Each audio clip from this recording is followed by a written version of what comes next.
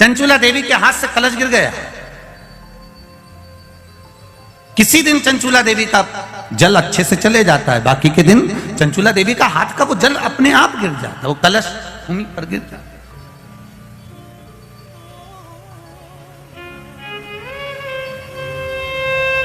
फिर चंचूला देवी अंदर जाती है, फिर जल लाती है, फिर शिव जी को समर्पित करती है, पर एक बार का लाया हुआ जल तो नीचे गिर गया। कितनी सुंदर सुंदर बात हमारे यहां शिव महापुराण वर्णन करती है।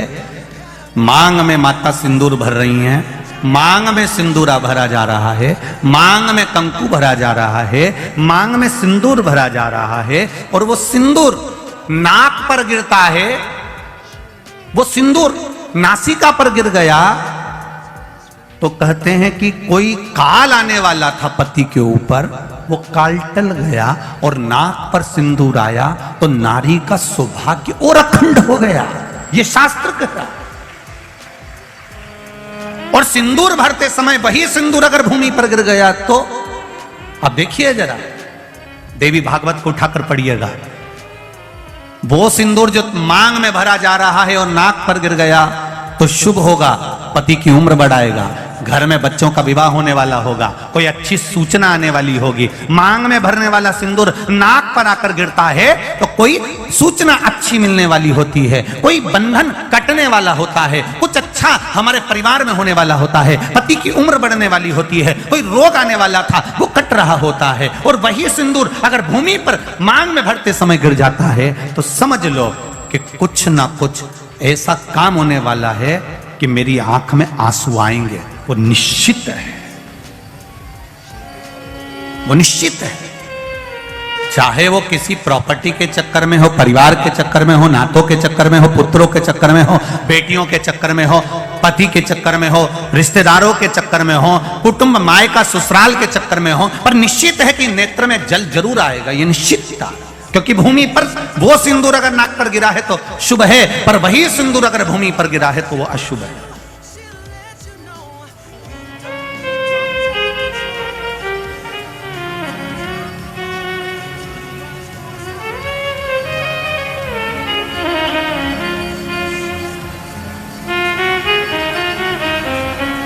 बहुत ध्यान देना जरा, प्रसाद शिव महापुराण की कथा चल रही है। संपूर्ण देशवासियों की मेरी माताओं से निवेदन है, मेरे इन भाइयों से निवेदन है, उसको जरा ध्यान से सुनना। आप सालासर बालाजी गए, आप मेहंदीपुर बालाजी गए,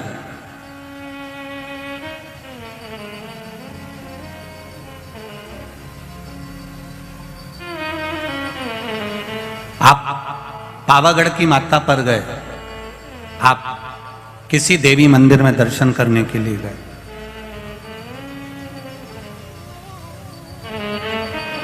वहां से उन्होंने हनुमान जी के मंदिर का सिंदूर लिया और तुम्हारे माथे पर लगा दिया। समझना जरा कथा को बहुत अच्छे से। उन्होंने हनुमान जी का सिंदूर लिया, तुम्हारे मस्तक पर लगा दिया। अब मस्तक पर आपने अगर सिंदूर लगाया है और हनुमान जी महाराज का या देवी जी का या भगवान का सिंदूर आपके मस्तक पर लग गया है तो वो सिंदूर कम से कम शास्त्र कहता है 2.5 घंटे तक आपके मस्तक पर रहना चाहिए। कितने घंटे तक रहना चाहिए? जम के बोलो जरा। 2.5 घंटे तक रहना चाहिए। कारण क्या है? भगवान के चरण का अगर कोई कुंकू या सिंदूर हमारे मस्तक पर लगाया गया है, वो 2.5 घंटे तक रहे, उसके बाद उस सिंदूर को किसी नैपकिन, कपड़ा या अन्य चीज से पोंछ देते हैं। पोंछने के बाद वो गलत जगह पर टंग जाता है, लोग उसका गलत हाथ का प्रयोग कर लेते हैं। वो जितनी जगह गलत जगह जाता है उतना दोष हमको लगते चले जाता है। इसलिए उस सिंदूर का क्रम है कि कोई पुष्प है, उस पुष्प से उस सिंदूर को लगा लिया जाता है, कोई पत्ती है उससे सिंदूर को लगा लिया जाता है, उस पुष्प को। फिर विसर्जन में, अगर विसर्जन में नहीं रख सकते तो अपने घर में जो गमला होता है जिसमें पौधा लगा होता है, उस पौधे में उसको डाल दिया जाता है, जिससे वो सिंदूर उसमें मिल जाए और हमारे घर में सदा रहे। पर हमने कोई टाविल, होटल में ठहरे तो होटल के टाविल से पोंछ दिया, कहीं ठहरे थे तो दीवार से पोंछ दिया, कहीं लगा दिया, उसका दोष है। उसका दोष।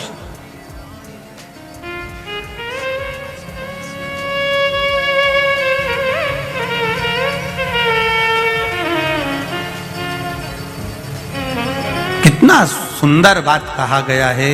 नारी मस्तक पर मांग में सिंदूर भर रही है, नाक पर गिरा शुभ है, जमीन पर गिरा शुभ है, जमीन पर गिरा वो शुभ है, पर मांग का सिंदूर नाक पर आया। इसलिए आज भी बिहार में, जो लोग राजस्थान में, बिहार में, मारवाड़ में, इधर उधर अगर आप लोग जाते होंगे तो जब कई बार आपने देखा होगा, आप जाइए जरा कहीं योग लगे तो दादी रानी सती के मंदिर पर जाइए, या आप कहीं झुंझुन जाइए, कहीं आप बिहार साइड, उत्तर प्रदेश साइड में जाएंगे तो माताएं जब मांग भरती है, जब वो छठ की पूजन करती है, कोई बड़ी पूजन करती है, तो सिंदूर थोड़ा सा नाक पर लगाकर सिर तक लेकर जाती है। चाहे बंगाल साइड में चले जाओ, चाहे आप यूपी में, चाहे बिहार में चले जाओ, नासिका पर सिंदूर का भाव आ जाए, जमीन पर नहीं गिर। चंचुला देवी जो पात्र लेकर जा रही है जल का, वो जमीन पर गिरता है। चंचुला देवी दूसरा पात्र उठाती है, फिर भगवान के मंदिर में पूजन करने जाती है। आपने उठा लिया, बाल्टी में से पानी भरा। कई लोग शंकर जी के मंदिर में पानी चढ़ाने की जल्दीबाजी होती है, तो बाल्टी में से पानी उठाया, पानी भरा, इतने में डालने जा रहे थे तो बाल्टी में वो लोटा जो है, वो जल का पात्र जो है, कई बार हाथ से फिसल कर बाल्टी में गिर जाता है। मतलब समझो उसके पीछे कोई कारण हो सकता है। पूजन की थाली में लगाया हुआ पानी का पात्र, तुमने थाली ली, कपड़ा ढक दिया, लेकर जा रही थी, वो पानी थाली में लुढ़क गया। कारण क्या है? चंचुला देवी बार बार जल भगवान शिव को समर्पित कर रही है, जल चढ़ाने के लिए जाती, 2-4 दिन अच्छे निकलते, फिर वो पानी हाथ का गिर जाता है। चंचुला देवी के मन में तो कोई भाव प्रकट नहीं हुआ।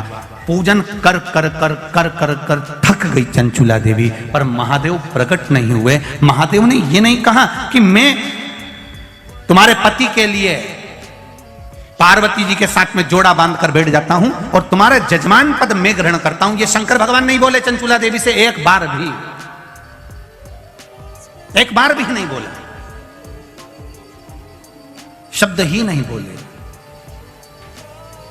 और जब चंचुला देवी बार बार जल चढ़ा रही है, शिव प्रकट नहीं हो रहा है, तब चंचुला देवी के मन में भाव जागृत हुआ, तो तुमरुका जी के पास में गई। बाबा तुमरुका जी के चरणों में जाकर निवेदन किया,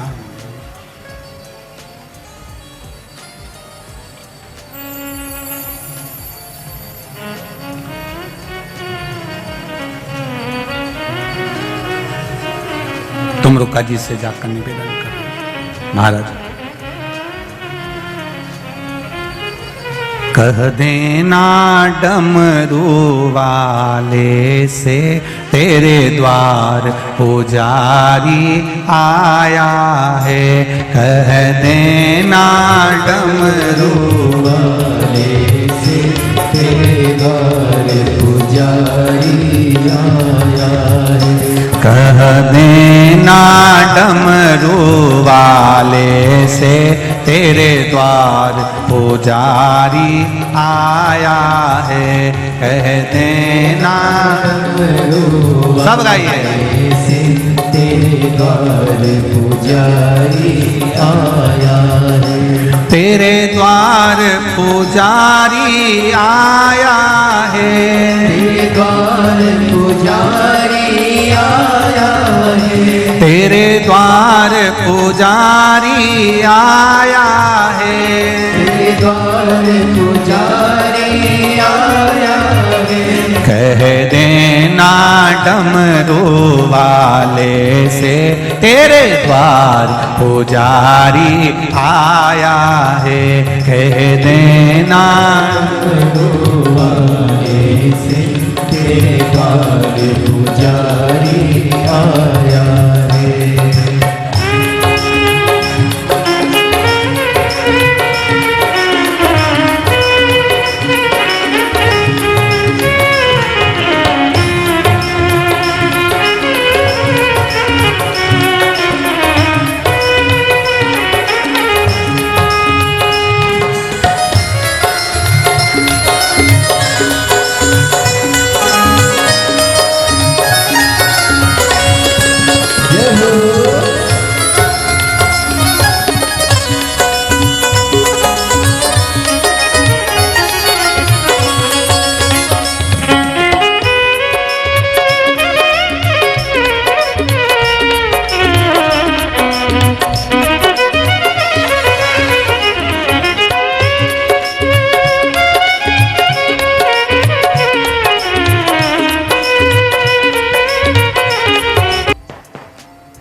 जमीन पर गिरा वो अशुद्ध है, पर मांग का सिंदूर नाक पर आया।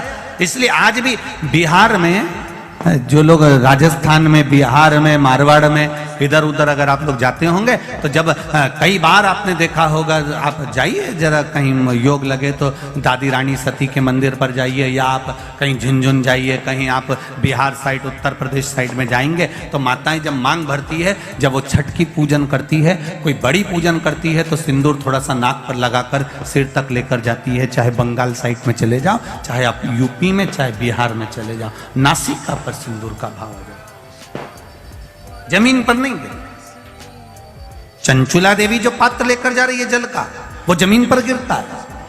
चंचुला देवी दूसरा पात्र उठाती है, फिर भगवान के मंदिर में पूजन करने जाती है। आपने उठा लिया, बाल्टी में से पानी भरा। कई लोग शंकर जी के मंदिर में पानी चढ़ाने की जल्दीबाजी होती है, तो बाल्टी में से पानी उठाया, पानी भरा, इतने में डालने जा रहे थे, और बाल्टी में वो लोटा जो है, वो जल का पात्र जो है, कई बार हाथ से फिसल कर बाल्टी में गिर जाता है। मतलब समझो उसके पीछे कोई कारण हो सकता है।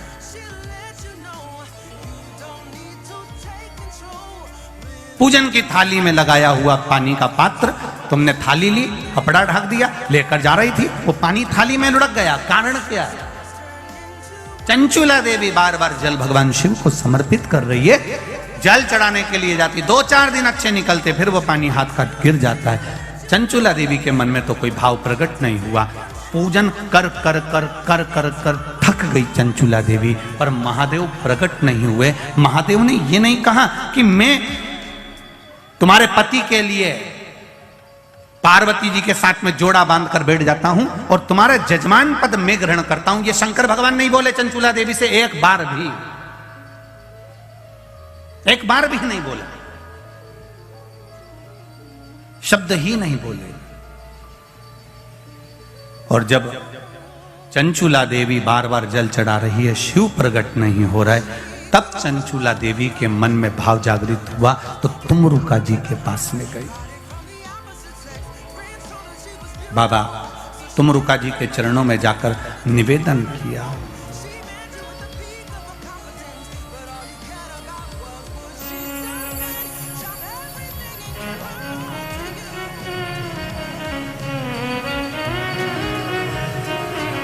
तुमरुका जी से जाकर निवेदन कर, महाराज कह देना डमरू वाले से, तेरे द्वार पुजारी आया है। कह देना डमरू वाले से, तेरे द्वार पुजारी आया है। कह देना डमरू वाले से, तेरे द्वार पुजारी आया है। कह देना सब गाइए, तेरे द्वार पुजारी आया है। तेरे द्वार पुजारी आया है, तेरे द्वार पुजारी आया है। तेरे द्वार पुजारी आया है, तेरे द्वार पुजारी आया है। कह देना डमरू वाले से, तेरे द्वार पुजारी आया है। कह देना डमरू वाले से, तेरे द्वार पुजारी आया है।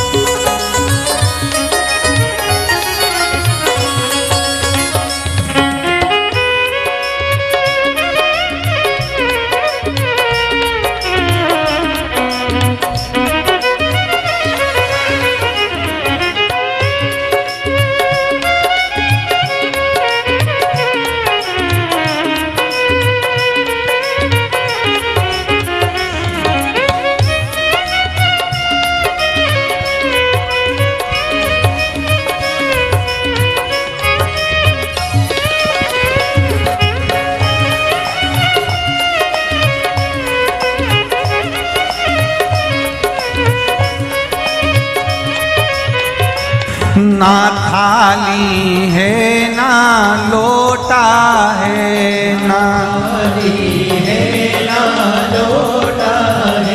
ना थाली है ना कलशा है, ना खाली हाथों पुजारी आया है तेरे द्वार, पुजारी आया है, खाली हाथों पुजारी आया है तेरे द्वार, पुजारी आया है। ओ कह देना डमरू वाले से तेरे द्वार पुजारी आया है, कह देना डमरू वाले से तेरे द्वार पुजारी आया है, तेरे द्वार पुजारी आया है, तेरे द्वार पुजारी आया है, ओ तेरे द्वार पुजारी आया है, तेरे द्वार पुजारी आया है, कह देना डमरू वाले से तेरे द्वार पुजारी आया है, कह देना डमरू वाले से तेरे द्वार पुजारी आया है। जय हो।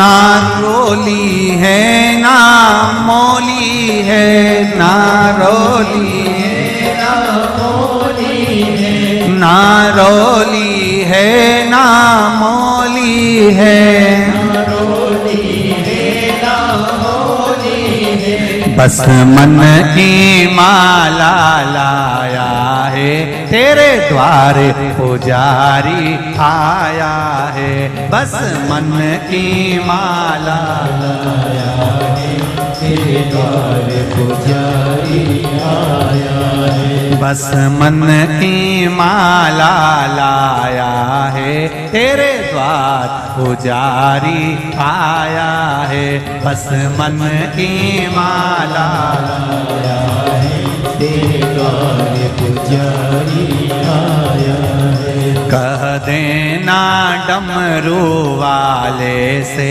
तेरे द्वार पुजारी आया है।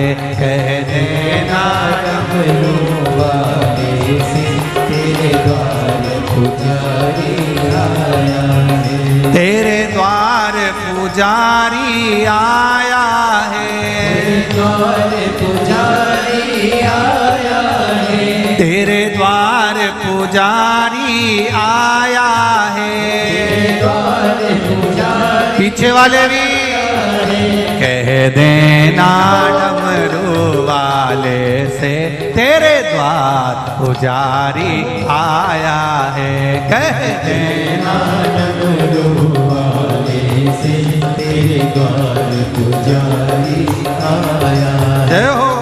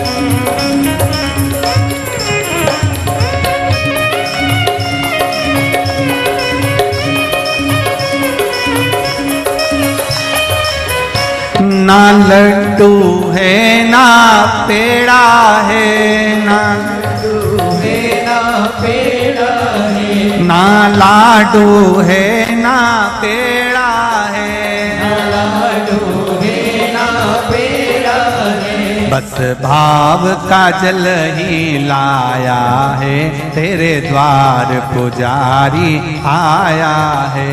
बस भाव का जल ही आया है, तेरे द्वार पुजारी आया है। बस भाव का जल ही लाया है, तेरे द्वार पुजारी आया है। भाव का जल ही लाया है, तेरे द्वार पुजारी आया है।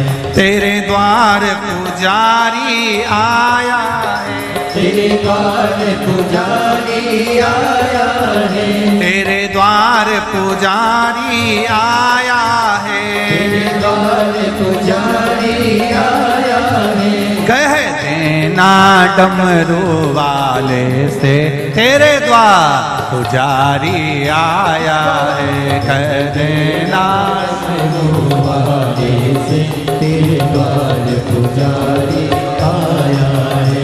कह देना डमरू वाले से तेरे द्वार पुजारी आया है।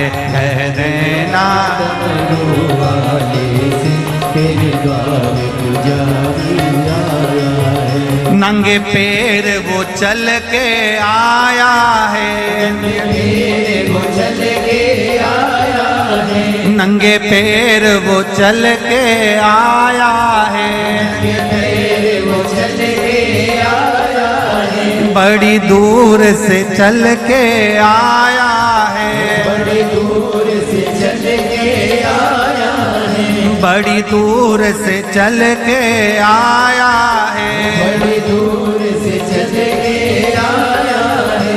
कह देना, कह देना, कह कह देना डमरू वाले से तेरे द्वार पुजारी आया है। कह देना डमरू वाले से तेरे द्वार पुजारी आया है। कह देना डमरू वाले से तेरे द्वार पुजारी आया है। कह देना डमरू वाले से तेरे द्वार पुजारी आया है। तेरे द्वार पुजारी आया है। तेरे द्वार पुजारी आया है। तेरे द्वार पुजारी आया है। द्वार पुजारी आया है। हार अपने स्थान पर बैठकर भगवान शिव का मूल मंत्र का स्मरण करें। भाव और भक्ति के साथ में देवाधिदेव महादेव से प्रार्थना करें। बाबा से अपने दिल की बात, अपने हृदय की बात भाव से करें। आपको पहले भी कहा, आज फिर कर रहे हैं, श्री शिवाय नमस्तुभ्यम का जब जाप शिव महापुराण में हो, उसके बाद अपने दिल की बात बाबा से जरूर कहा।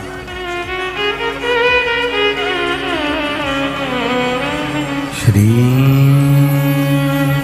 शिवाय नमस्तुभ्यम। श्री शिवाय नमस्तुभ्यम। श्री शिवाय नमस्तुभ्यम। श्री शिवाय नमस्तुभ्यम। श्री शिवाय नमस्तुभ्यम। भोला सब दुख काटो, ओ भोला सब दुख काटो।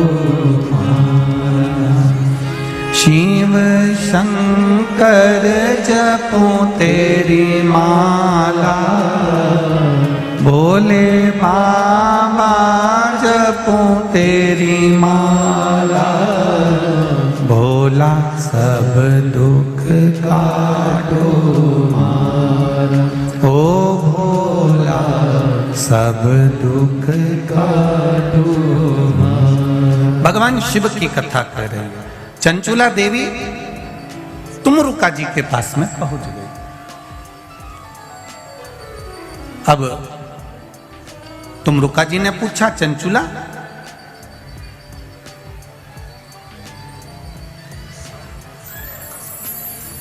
तुम यजमान ढूंढने के लिए गई थी शिव महापुराण के लिए, किसी को जोड़े से बिठाना है, आप ढूंढने गई थी, कोई मिला?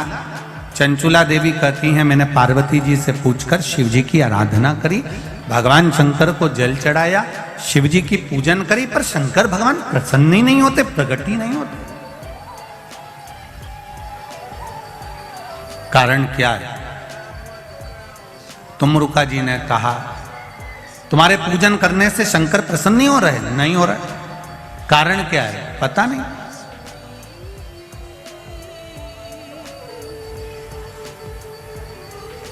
तुमरुका जी ने देव ऋषि नारद को बुलाया। नारद जी आए। श्रीमन नारायण, श्रीमन नारायण। नारद जी ने आकर पूछा, तुमरुका जी क्या बात है? आपने मुझे याद किया? बोलो क्या बात है? ये चंचुला देवी शंकर जी की आराधना कर रही है, जल चढ़ा रही है, सब कुछ कर रही है, इसके बाद भी शिव पार्वती जोड़े से आकर कथा के यजमान क्यों नहीं बनते? कहा, देवऋषि नारद ने कहा कि ये जब जल लेकर जाती है, जल भूमि पर गिर जाता है। किसी अतिथि को भोजन कराते समय हाथ से गिलास, ट्रे से गिलास नीचे गिर जाता है, या पूजन करते समय कलश जमीन पर लुढ़क जाता है, या भगवान को जल चढ़ाते समय पानी का कलश जमीन पर गिर जाता है।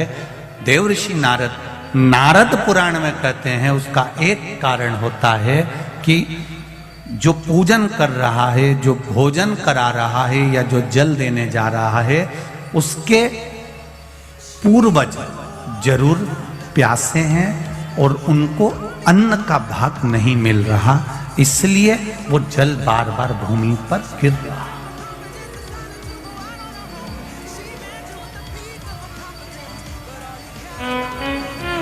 आपके साथ में भी अगर ऐसा होता हो,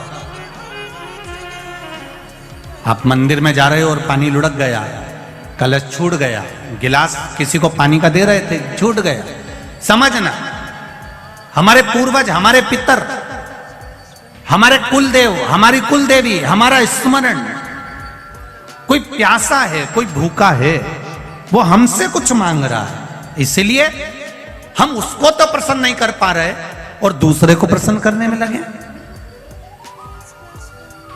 हम कई बार कथा में कहते हैं, आज फिर कह रहे हैं, घर में धर्म पत्नी विराज रही है, घर के अंदर धर्म पत्नी रह रही है, तू कभी भी उससे प्रसन्न होकर बात नहीं करता और ना जाने फोन पर जब भी बात करेगा तो चेहरे पे स्माइल रहती है।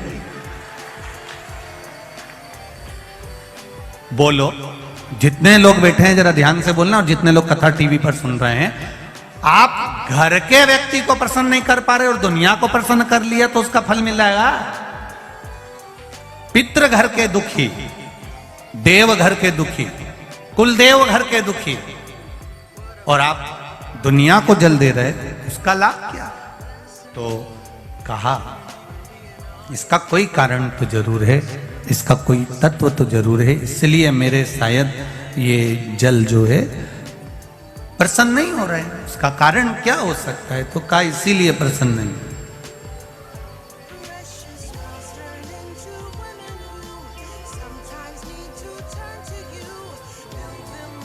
ये धर्म पत्नियां जो होती हैं ना, ये बहुत ध्यान रखती हैं अपने पति के चेहरे का।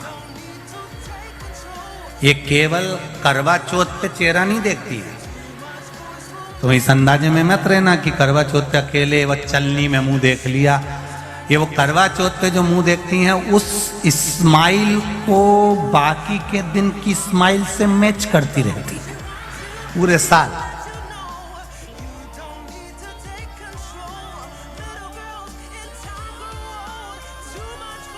ये देखती रहती है। महाराज, अब चंचुला देवी को मालूम पड़ गया, देवऋषि नारद ने कह दिया जरूर इसके घर के पूर्वज, बिंदु को जल नहीं मिला है, पूर्वज को जल नहीं मिला, जरूर कोई बात है, क्या करा जाए? देवऋषि नारद ने कहा, अब यह बात तो तुमरुका जी बता सकते हैं कि शंकर भगवान पितरों को कैसे संतुष्ट कर सकते, पूर्वजों को कैसे संतुष्ट कर सकते? वह हाथ से पानी गिरना कैसे बंद हो सकता है? जल का पात्र ले जाते समय गिरना कैसे बंद हो सकता है? वो कैसे बंद हो सकता है? ये तुमरुका जी कर सकते हैं। तुमरुका जी ने चंचुला देवी को देखा। चंचुला जी कहती हैं मुझे कथा करवाना है, आप कुछ भी करो, पर देव ऋषि नारद कुछ बताओ कि मेरे ये भोलेनाथ राजी हो जाए और शंकर पार्वती कथा का रसतत्व ग्रहण करें। अब कहो कुछ। तुमरुका जी ने कहा, चंचुला तुम शिव जी की आराधना तो करती हो, पर कभी तुमने शंकर भगवान पर पंचामृत समर्पित नहीं करा। जरा ध्यान दीजिएगा, भगवान ब्रह्मा और भगवान विष्णु को सबसे ज्यादा प्रिय है खीर, आटा सिका हुआ का जो सीरा बनता है, पंजेरी बनती है, वो भगवान ब्रह्मा और भगवान विष्णु की प्रियता है, भगवान सत्यनारायण जी की प्रियता प्रसाद। देवी को प्रिय है चना, हलवा, सीरा, पूड़ी। सरस्वती जी को, राम जी को, दत्त को, भगवान नारायण को प्रिय है केसरिया भात।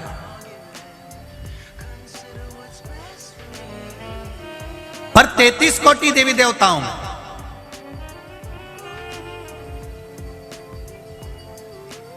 केवल एक भगवान देवाधिदेव महादेव ऐसे हैं जिनकी प्रियता केवल बेलपत्र और पंचामृत। अब जरा अच्छे से समझ जाना, बहुत ध्यान लगाकर सुनना, बेलपत्र और पंचामृत है। तो कहा पंचामृत तो स्नान के काम आता है भगवान को। दही चढ़ाओ, पंडित जी बोलते हैं, दूध चढ़ाओ, शहद चढ़ाओ, शक्कर चढ़ाओ, दूध चढ़ाया, जल चढ़ाया, गंगा जल चढ़ाया, ये सब तो हम भगवान के स्नान में काम लेते हैं। नहीं, अगर आप शिव जी को एक कटोरी में पंचामृत बनाकर ले जाते हैं, दूध, दही, शहद, घी, शक्कर, ये सब मिलाकर यदि आप लेकर जाते हैं और ले जाकर भगवान शंकर के सामने समर्पित करते हैं, एक बेलपत्री अशोक सुंदरी, अभी तक आपने जो बेलपत्री चढ़ाई है अशोक सुंदरी के ऊपर, डंडी का मुख जहां से पानी बहता है उस ओर रखा जाता है। पर जब हमें ऐसा लग रहा है कि हमारे पितृ भूखे हैं या हमारे पूर्वज प्यासे हैं या उनको भाग नहीं मिल रहा, इसलिए मेरा कोई काम नहीं हो रहा, इसलिए शिव राजी नहीं हो रहा है, तो ये बेलपत्री के भाग को बदल दिया जाता है। ये बेलपत्री अशोक सुंदरी की जगह पर जब चढ़ाया जाता है तो ये पत्ती का जो भाग है जहां से पानी बहता है उस ओर रखा जाता है और ये डंडी का भाग शिवलिंग की ओर रखा जाता है। और यहीं पर भगवान शंकर को जो तुम पंचामृत बनाकर लेकर गए हो वो पंचामृत चढ़ाया जाता है और वही पंचामृत थोड़ा सा शिवलिंग पर चढ़ा दिया जाता है। उसके बाद में पितृ पूर्वज जल की आस नहीं रखते, न भोजन की आस रखते हैं, क्योंकि शंकर उनको तृप्त कर देते हैं, शिव उनको पूर्ण कर देते हैं।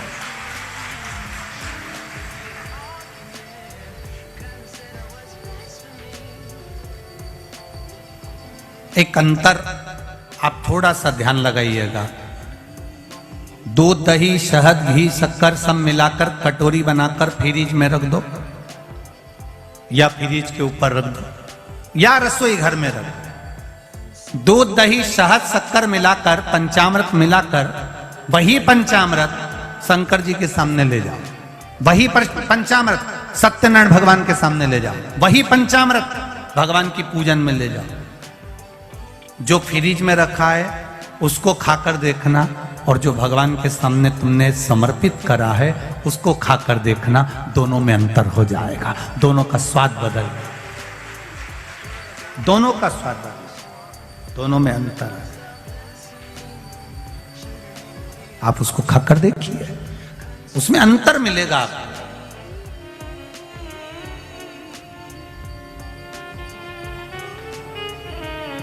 मेरे नारायण के सामने पहुंचा तो भी वो प्रसाद, मेरे ब्रह्मा जी के सामने पहुंचा तो भी वो प्रसाद, माता रानी के सामने पहुंचा तो भी वो प्रसाद है, सत्यनारायण भगवान के सामने पहुंचा तो भी वो प्रसाद है। पर दूध, दही, शहद, शक्कर, पंचामृत जो बना हुआ मेरे देवाधिदेव महादेव के सामने पहुंचा, वो केवल प्रसाद नहीं है, वो औषधि निर्मित हो जाती है और उस औषधि से शरीर के ना जाने कितने रोग समाप्त हो जाते हैं। मात्र औषधि रोग मिटाने। कितना सुंदर कहा है प्रसाद का महत्व समझाते हुए हमारे संत, हमारे साधुजन, हमारे गुरुजन कहते हैं, एक बार जगन्नाथपुरी में दुनिया का सबसे ज्यादा भंडारा भोजन प्रसाद, सबसे ज्यादा जगन्नाथ का भात, जगत पसारे हाथ, जगदीश में, जगन्नाथ जी में। एक बार माता लक्ष्मी जी के मन में आया कि मैं जगन्नाथपुरी में, भगवान नारायण से पूछा, मैं आई हूं जगन्नाथपुरी में, जगदीश में, प्रभु आप अपनी बहन के साथ हो, आप बलभद्र जी के साथ में हो, आप स्वयं बैठे हो, मैं रुक्मणी, मेरे साथ आप नहीं हो। भगवान ने कहा, रुक्मणी तू जगन्नाथपुरी में रहे, आराम से प्रसाद का निर्माण कर और प्रसाद बनाकर तू मुझे पवा। भोजन बनाने का काम माता रुक्मणी जी को दे दिया गया, माता लक्ष्मी जी को भोजन बनाने का काम दिया। जगन्नाथपुरी में आज भी जो पंडा होन, रसोईया होन, जो जगन्नाथ जी का भात बनाते हैं, भोजन बनाते हैं, प्रसाद बनाते हैं, आज भी आप उनसे पूछेंगे तो वो यही कहेंगे कि हम भगवान जगन्नाथ जी की अर्धांगिनी है। आज भी अगर पंडित या वहां के जो रसोइया हैं वो भोजन बनाते हैं तो लक्ष्मी जी के भाव से, रुक्मणी जी के भाव से बनाते हैं। अब रुक्मणी जी ने भोजन बनाया, भगवान को पवाया। अब भगवान को पवाया तो भगवान तो भगवान। एक बार लक्ष्मी जी के मन में आया कि अब मैं थोड़ा बहुत रसोई घर में रह ली, थोड़ा बहुत घूम फिर के आती हूँ। अब आपके जैसी लक्ष्मी जी भी थोड़ी देर रसोई घर में काम करती है, थोड़ी देर गच्छी से बाहर जाकर झांकी आती है, फिर थोड़ी देर बाद आई तो मोबाइल उठा के देख लिया, रसोई घर में काम करते करते हेडफोन लगा लिया, फिर थोड़ी देर ध्यान गया तो टीवी देख ली, काम चल रहा है। लक्ष्मी जी ने सोचा चलो मैं बाहर घूम कर आती हूँ। आज लक्ष्मी जी बाहर निकल गई और लक्ष्मी जी पूरी जगन्नाथपुरी में घूम रही है, पूरी जगदीश।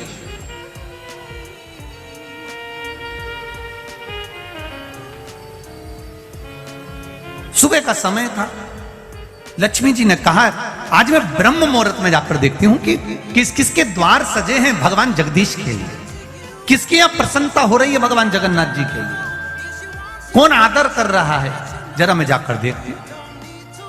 अब लक्ष्मी मैया जो चली पंडाओं के यहां पहुंची तो पंडा हों तो आराम से सो रहे थे। दूसरों के यहां गई तो वो दूसरे भी आराम से सो रहे थे। केवल एक सुबह सुबह झाड़ू लगाने वाला स्वीपर जो था, झाड़ू लगाने वाला जो था लक्ष्मी जी, उसको देखती है कि बताओ ब्रह्म मुहूर्त में उठकर, सुबह से उठकर झाड़ू लगा रहा है, आज तो मैं इसी के घर जाऊंगी। और लक्ष्मी जी सुबह सुबह सुबह सुबह जहां झाड़ू लगा रहा था उसी के झाड़ू लगाते लगाते लक्ष्मी जी उसके पीछे पीछे चलने लगी। हमारे सनातन धर्म में आज भी शुभ माना जाता है अगर स्वीपर झाड़ू लगाए और वहां से आप निकल कर चले जाओ तो जरूर कोई शुभ कार्य होने वाला होता है, उसकी सूचना हमारे यहां दी जाती है। लक्ष्मी जी पीछे पीछे चली। अब स्वीपर जो झाड़ू लगा रहा था, सेवक जो झाड़ू लगा रहा था, लक्ष्मी जी उसके घर पहुंच गई। घर के बाहर देखा तो उसकी पत्नी ने 2 कलश सजा कर रखे थे, दिया लगा कर रखा था। अंदर जाकर लक्ष्मी जी ने देखा तो चावल तैयार हो रहे थे, पकवान तैयार हो रहा था। सब देखकर लक्ष्मी जी प्रसन्न हो गई। लक्ष्मी जी के मन में आया आज तो मैं रोज भगवान को भोजन कराती थी, पर आज मेरा मन करता है कि मैं इसके घर में खाकर जाऊं। और लक्ष्मी जी उसके घर में पहुंच गई। लक्ष्मी जी ने हाथ जोड़कर कहा मैं लक्ष्मी, मैं रुक्मणी, मेरा मन है मैं आपके घर में भोजन करूं। उस झाड़ू लगाने वाले की धर्म पत्नी ने कहा वाह वाह मां, बड़ी कृपा करी आपने, आज मेरे यहां प्रसन्न हो गया। हाँ, लक्ष्मी जी बैठकर भोजन कर रही थी, इतने में बलभद्र जी घूमते घूमते आ गए। किसी ने कह दिया होगा बलराम जी को कि सुबह सुबह जब निकलो तो थोड़ा घूमना चाहिए।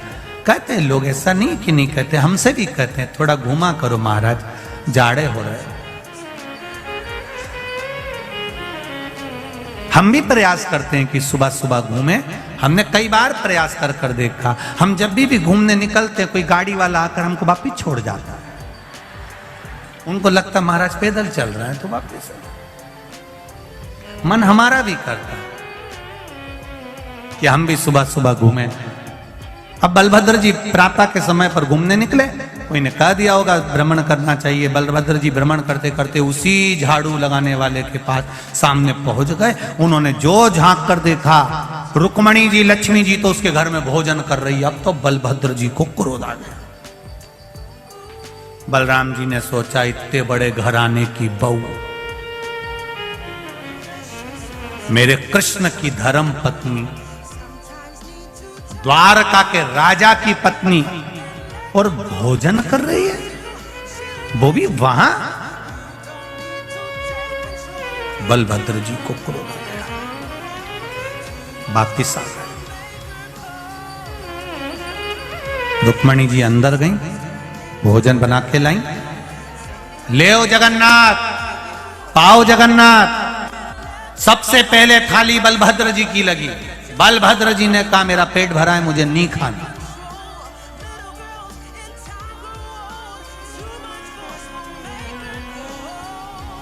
अब ये लक्ष्मी जी के, रुक्मणी जी के जेठ जी हैं। और जेठ जब तक ऐठे नहीं तब तक काय का जेठ। तो जेठ जो होता है वो थोड़ा ना थोड़ा तो ऐठता है। बहू ने हमारे को तो पूछा ही नहीं, बहू ने हमको प्रणाम करा ही नहीं, बहू ने हमको पानी पिलाया ही नहीं। अब रुक्मणी जी ने सबसे पहली थाली बलभद्र जी की रखी, बलभद्र जी ने नहीं खाया। भगवान कृष्ण बैठे रोटी का टुकड़ा तोड़ने लगे, उन्होंने देखा मेरा भाई भोजन नहीं कर रहा, क्यों नहीं कर रहा। भगवान कृष्ण ने पूछ लिया, दाऊ दादा क्या बात है, आप भोजन नहीं कर रहे। दाऊ दादा बोले बस मेरे को भूख वूख नहीं लग रही है, आज मेरा मन अच्छा नहीं। अब इनके क्या मालूम कि बहू को देख लिया था शॉपिंग मॉल में। अब इनको क्या मालूम कि ये भोजन क्यों नहीं कर रहा है। कई कई जेठ हो उनका तो मुंडा, जब भी देखो तब बोला मेरे बहू पूछती भी है लाओ मैं पानी ला दूं। भाई ने भी पूछा चाय मंगवा दूं क्या, नहीं मेरे को पीना ही नहीं, मेरे को नहीं पीना, लाओ। भगवान कृष्ण ने पूछा दाऊ दादा सबसे पहले भोजन आप करते हो, अरे आपको भूख नहीं लग रही। नहीं मेरे को भूख नहीं लग रही, मैं भोजन नहीं कर, और इसके हाथ का तो बिल्कुल ही नहीं करूंगा। अब तो कन्हैया को संपट पड़ गई। कन्हैया ने सोचा जरूर कोई बात है, जरूर कोई बात।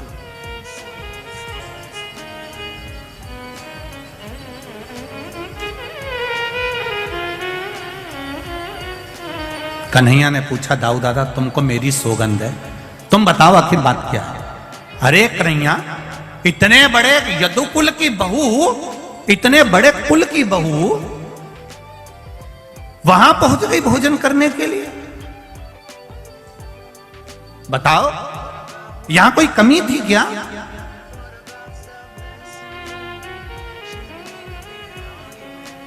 दाऊ दादा मैं भोजन नहीं करूंगा। भगवान कृष्ण से कहा, रुक्मणी जी ने आप तो भोजन कर लो। भगवान कृष्ण कहे अब मुझे भी भोजन नहीं करना, अब भाई का पक्ष तो लेना ही पड़ता है, नहीं करूंगा।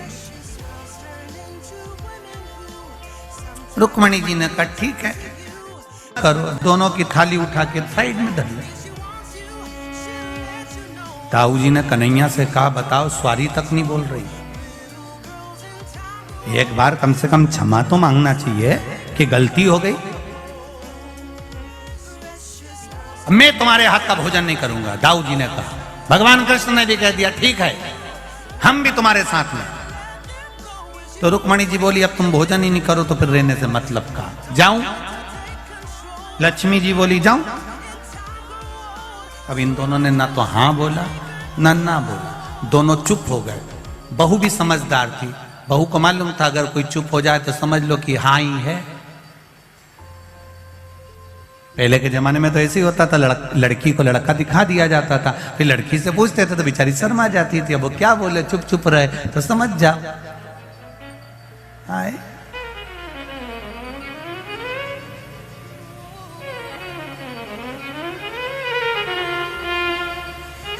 वो तो कहीं कहीं अगर दिक्कत आ जाती है, जैसे एक जगह एक नई लड़की की शादी हुई और बेचारा